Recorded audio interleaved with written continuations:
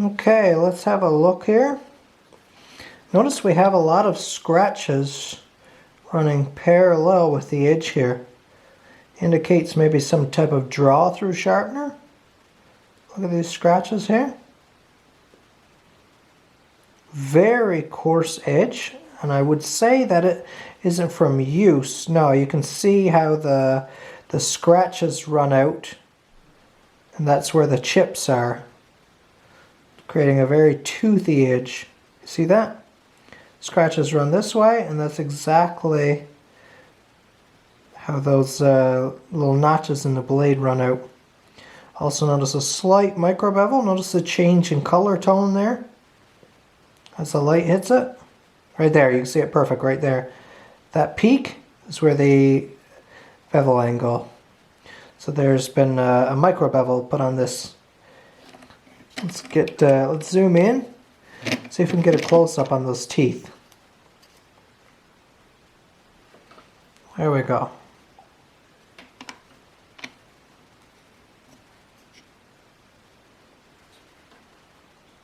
Very toothy edge there.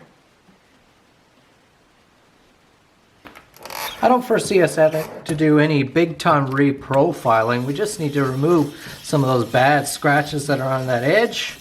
And that micro bevel doesn't seem too serious. So I think we can start with the Kuramaku Blue Black here. I believe this is a 320. So we can place the knife flat on the stone, tip up, and we very easily, the Scandi finds that bevel very easy. That's one of the benefits of a Scandi. Makes it a little easier to sharpen. We just hold that bevel and start working the knife on the stone. Find it helps to keep the pressure down into the edge, so I'll roll this almost like a motorcycle throttle just to keep the pressure at the edge. After a few passes there, we'll have a look and see what we're dealing with. How much better that's looking. So you can see here, here's the new striations that we are forming. So this is the work I just did, which stops right here, goes on to the old edge.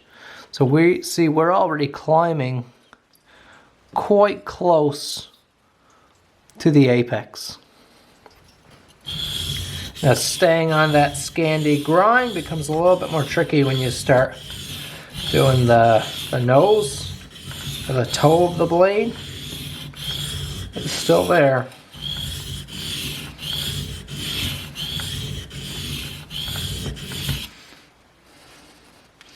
When you're working on these coarse stones, you got to keep checking. You don't want to go, they remove steel really fast, so don't just go all day without looking. Might end up doing more harm than good. Whenever I'm working on customers' knives, it's always one of my primary goals to preserve the life of the blade. So remove as little steel as I can.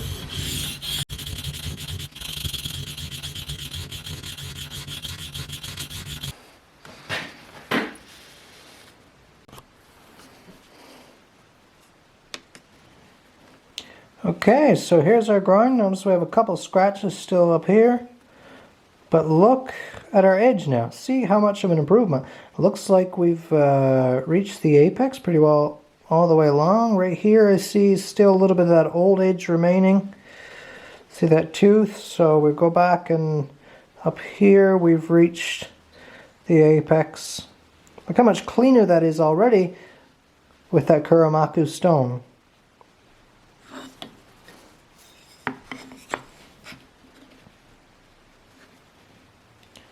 This is the other side. Again, right at the start of that sweep, we've still got some of the old edge remaining. So we'll stick with that Kuramaku for just a little bit longer. We'll address the couple little problem areas there. So I'll just make sure I keep the blade on the stone where a problem is. Pretty simple. We know that should do it. So now we'll switch over to our Shapton Glassstone 1000.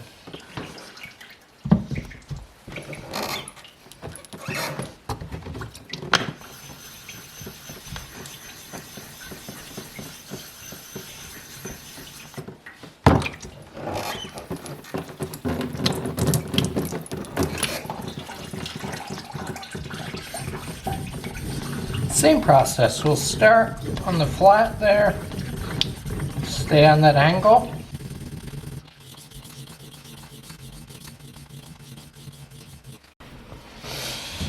We've moved all the scratches from the Kuramako. Now we're going on to the beautiful green brick Aotoshi 2000 grit. This is such a beautiful stone. What a good polishing stone. And with a blade or a knife, a grind like a Scandi grind, you kind of want to polish it because you have a lot of blade surface to look at. So it's always nice to have it looking real pretty. The 2000, despite being, of course, 2000 is not an extremely high grit, but this stone just does such a job of blending everything together. All the little micro facets and all the little scratches and imperfections. It just does such a good job. You can see, even just with those few passes, look at the light off of that blade. Just beautiful, beautiful stone.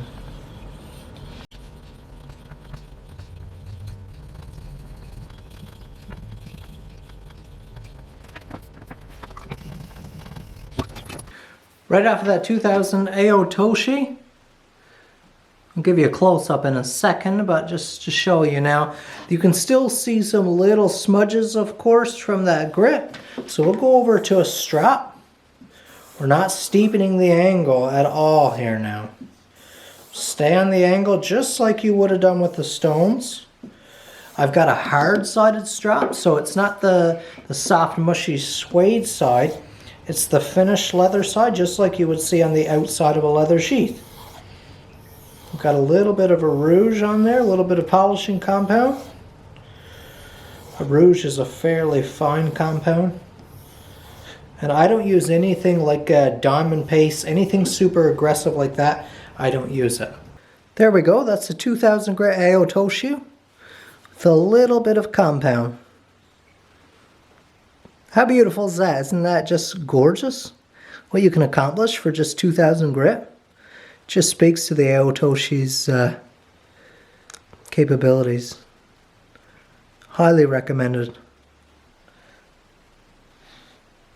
One last look at this one before I send it out to our customer. You can still see the striations there. A mild scratch pattern. No edge tooth there now. This is under a microscope. That's just some smudging from the cloth there, but you can definitely see the striations. But that's under a microscope. My finger now.